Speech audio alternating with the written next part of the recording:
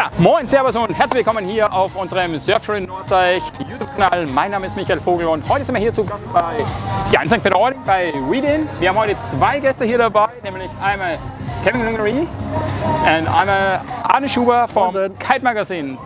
Und unser Thema ist heute, ja, wir können es anders besser erklären, Kiteloops. Und Arne und ich werden jetzt euch mit Kevin so ein bisschen die Kiteloops näher bringen. Mit was startet ihr? Welche Reedin Kites sind für die ersten Kiteloops die besten Kiteloops? And so now we switch a little bit to English. We have to talk English. So put some subtitles there. Yeah, right? Sometimes. Kevin, it's nice to meet you here. So in the past you do a lot of Kiteloops, and have you got some tips for our clients, for our guests, for our students? Yeah. How we start with the Kiteloops? That's a good question. I get that question asked quite a lot. I'll tell you straight up front, there's no magic trick to it. I can give you some advices, but there's not one thing I can say to you like, oh, if you do this, you're gonna have the biggest kite loop in the world, you know? But I think you go step by step. I think one of the first important things is that you know how to jump big enough. Okay. And because once you're jumping big enough, the kite has enough time to turn around, do that full kite loop, and catch you again before you land. Yeah. Because if you don't do it high enough, you do a kite loop and it doesn't catch you, and once it doesn't catch you, it's going to definitely hurt your knees.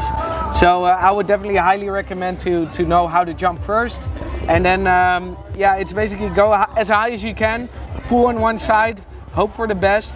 And if it doesn't scare you, you're not going big enough. So that doesn't sound pretty much as step by step, but it's more full on. Yeah, you gotta. Well, it's a full on trick, you know. It's not a trick you can really do for like holding back. But when we teach kite loop, we say okay, more high. If you go higher, it's more safe. So yeah, it's scarier. Yeah. But first of all, we start. Maybe you start a kite loop with a water start. You can follow me? With a water start? Yeah, you have to learn how to do a kite loop. How, you know, if you go up and you pull, then you have a lot of pressure here in your hips. Yeah. And so maybe sometimes they open here the steering and crash really hard. So it's sure. Well, I can go through it step by step. So first of all, like the most important thing is you need to have enough wind. Yeah. Because if there's enough wind, you're going to jump high. So having enough speed is important. Yeah. So if you have enough speed and you can edge hard enough, you know, you edge, you steer your kite, you load up the pressure. If you do that perfectly, it shoots you straight up into the air. And you basically want to start your kite loop not right away when you take off. You first want to go up, and once you're up, that's when you start to do your kite loop. If you do it slightly too late, you're going to land very hard. If you do it too early, you're going to go forward a lot, but not up. So you want to make sure you go up high, wait a second, do a kite loop, wait for the kite to catch you, and then eventually, if you're big enough, you can go big enough, you can do a heli loop and make a nice landing. And during your kite loop, make sure you put enough tension on your core. Because if you release the tension of your core, your legs are going to dangle, and you're going to start to rotate, and you're out of control. Yeah, or you have your first trick. Yeah. Well, if you're lucky, you might land, you know, a rotation in it. Yeah. So, sorry. When I want to start with kite loops, which wind range would you recommend? Because you said you need enough wind. What means enough wind, and how high do I need to go? Well, it depends on very much on your weight and the conditions. Of course, a smaller kite turns quicker because it has less surface. It's a quicker. So I would say the basic step is just try, even maybe not even without or with jumping. Just get comfortable with the kite. Like even riding light wind, just do a couple like down loops and carve downwind. Do a kite loop just to get comfortable on how hard you need to pull to get that kite around. And then the next step would be like, you know, go on a smaller kite so it's quick to get that feeling when you jump. You don't even have to jump that high, so you're comfortable of the kite, you know, accelerating and doing a kite loop. And then you go step by step. You go with a little bit more wind. You go, jump higher and higher and higher and higher. But there is a part where you can do very low kite loops and still be safe. But then there's a gap where if you go slightly higher, there's a gap where you don't go high enough where the kite doesn't catch you, and that's when you're gonna have some tough landings. For me, only question: where's your focus with your eyes? You look down, you look straight, you look up. I don't look at my kite. I think you should. The kite should be automatic. You know, I think this is only a trick that you have to fly your kite with your eyes closed. And of course, if you do a big kite loop, it comes into your sight anyway, so you're going to see your kite. But you shouldn't jump and be kiting like looking up to your kite. When you ride, let's say I go left foot forward, I scan the water for a good chop or a wave, and that's where I start my timing, and I basically look forward to where in the direction I'm going. Yeah, sometimes we can, I saw this in last week by some students, you know, they go higher, and then they look with your focus down, and wow. Yeah, you freak out. Yeah, freak out. So that is why it's the question to you. So you shouldn't, just as long as you jump high, it's fine, you know, just keep your bar sheeted in. Even if you're freaking out, it's better to keep the bar sheeted in once you're in the air. If you start to sheet out, that's when you're gonna drop down as a rock. That's when you're gonna hurt yourself.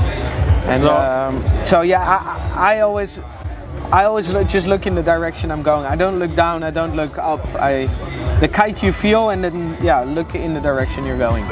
Okay. For me, the technique is really clear. For you? Yeah. Okay. For me, it would be interesting. Which size is your favorite size for doing kite loops? I think that 9 meters is my favorite, and then an 8, I would say. A 7 is really cool for kite loops too, but it definitely goes a lot quicker. But why is it? Because it's the mix of the steering about flying characteristic. It's not too fast and not too slow and powerful. Or with the 9 meter, especially the Supermodel HDF, it's just a perfect balance for me to have the kite do a kite loop. It's not too fast, it's not too slow. It catches me every time I do a kite loop, and it's just throughout the kite loop it's very, very stable. And that way it gives me a lot of confidence to go bigger, to do rotations, to do board offs. And I think that's also a very important thing with choosing your kite. I think if you have a kite that you can rely on, it's very stable, it's very easy to understand where the kite is, and that you know if you do start doing kite loops, that it's going to catch you.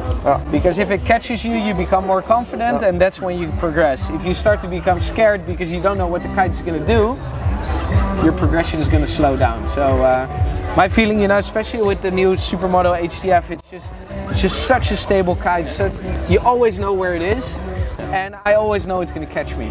So that gives me a lot of confidence to work on different tricks. For our customers, give us an idea you use. Is that a kite loop more than 20 knots or less 20 knots? Depends on your weight. You can do in 20 knots, you can do kite loops. You cannot go as big as you really want to go. Like it feels like the bigger you go, the better it feels, the scarier it is. But if you do you by yourself, the kite loop between 20 knots, 30 knots, which size you recommend? The 9. The 9. Yeah, I will go to 9. I will ride till like I would say almost 35 knots. Yeah. Then I will go down to an 8. 35. Okay. But then it depends on your technique. Like it depends on your technique. It depends on your location. It depends on your weight. Yes. So it's there's not one golden rule. You know, it very much varies from person to person. It varies from kite types as well. But for me, I can ride. Yeah, I ride my 9 till like 35 knots. And then once it goes above that, I go to an 8, and then eventually to 7. And you cut that out. So, was soll ich erzählen? Da war ein Faden verloren. What would you say is the most important? What would you say is the most important characteristic when it comes to a good kite for kite looping? I think stability of the kite and speed of the kite. You know, I think if you have a slow kite, the kite is not going to catch you. You're going to crash hard. If your kite, well, I wouldn't say kite is too fast, quick. You know, because the faster your kite is, the more chance you have to pick it up. But I feel like you need to have the perfect balance between a good boost, so you get high enough. The kite needs to turn quick enough to catch you, and I personally think the Supermodel is spot on for that. So learning kite loops, progressing in kite loops, and you know doing kite loops during the King of the Air. This is the kite that's going to do it all. So other questions, so with Kiteloop, big air is in the last 2-3 years a big part of our sport. Yeah. So you travel a lot around the world. In your opinion, what is in percent? How many people can do a Kiteloop more than 35 knots? What do you mean, so? There's a lot more people doing it in 35 knots. I remember back in the day when the King of the Air went back to South Africa, there was just a handful of guys that had balls and the capacity to do so. And nowadays you see guys that have been, you know, the internet is exploding. Yeah. With the one guy is doing a kite loop at 30 meters, the other guy at 35 meters, you know, everything is just progressing and progressing. I think that's the beauty of the sport, and I think, you know, there's some kids nowadays, you know, that you haven't heard of a couple weeks ago, and all of a sudden they're doing the newest trick. Yeah. And I think that's very cool of the sport. You know, it's very progressive. There's a lot more things that can happen on tricks, but there's also a lot of techniques we can use, new techniques in the technology of building kites. And I think we with Reedin are very much want to innovate. You know, we're very much working very hard to come up with new designs, come up with new materials, just try to be ahead of the pack, and just making that feeling of kiting and flying, make that experience even better. You know, make it easier to jump for people, making it easier to jump high for people, and just get that ultimate experience. That's our goal.